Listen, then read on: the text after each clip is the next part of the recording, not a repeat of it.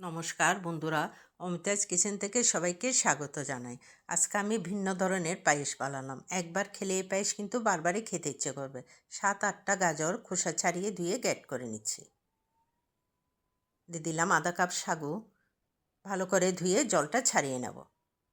গাজরটা আমি এভাবেই গ্রেট করে নিয়েছি। দিয়ে দিলাম 2 চামচ ঘি, কাজু বাদাম,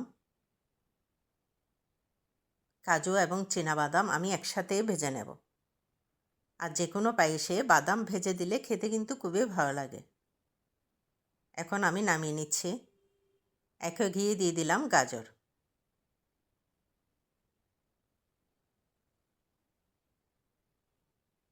দিয়ে দেব সামান্য লবণ। আমি আরও কিছুক্ষণ ভেজে নেব। একটু ভাপে রাখলাম। আবারও কিছুক্ষণ নাড়াচাড়া করে গাজরের জলটা শুকিয়ে নেব।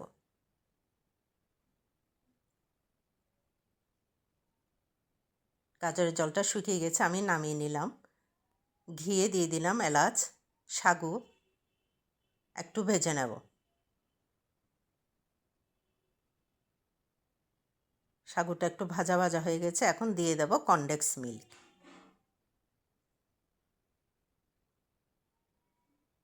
আর কনডেন্স মিল্ক দিয়ে আর একটু নাড়াচাড়া করে নেব। দিয়ে দেব গাজর। আর সব উপকরণ আমি একসাথে একটু ভেজে নেব।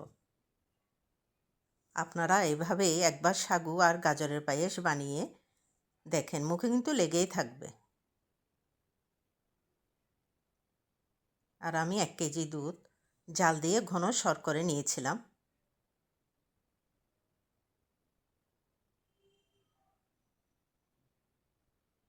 আমি আবারও দুধ দিয়ে দিলাম।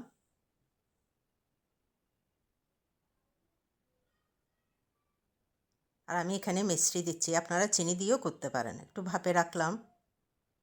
আর পায়েসে আমার মিষ্টি দিয়ে ভালো লাগে। দিয়ে দিলাম ভেজে রাখা বাদাম। বাদাম দিয়ে আমি আরও একটু ভাপে রাখবো। আধা কাপ দুধের সাথে 2 চামচ কনডেন্স মিল্ক মিশিয়ে নিলাম।